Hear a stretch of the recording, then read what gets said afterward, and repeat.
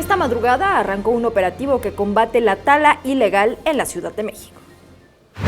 24 aserraderos clandestinos detectados en las colonias de Lomas de Tepemecatl, San Miguel y Santo Tomás Ajusco en la alcaldía de Tlalpan fueron clausurados por el gobierno de la Ciudad de México, en coordinación con la Sedena, Semarnat, la Gendarmería, Policía Federal Regional, Secretaría de Seguridad Ciudadana, la Procuraduría General de Justicia Local y la Fiscalía General de la República.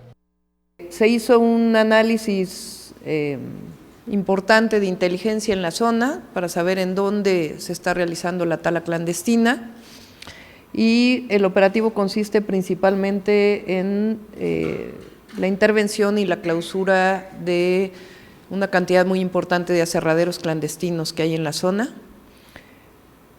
24 se identificaron y se va a trabajar en la clausura de estos 24 centros de almacenamiento y transformación.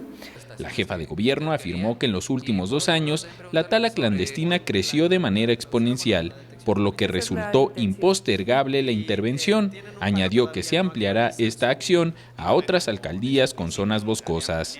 Es un operativo que se va a seguir desarrollando, no solamente ahora inició en el Ajusco, pero hay problemas similares que están ocurriendo en la comunidad de Topilejo y la comunidad agraria de Milpalta, o las comunidades agrarias de Milpalta.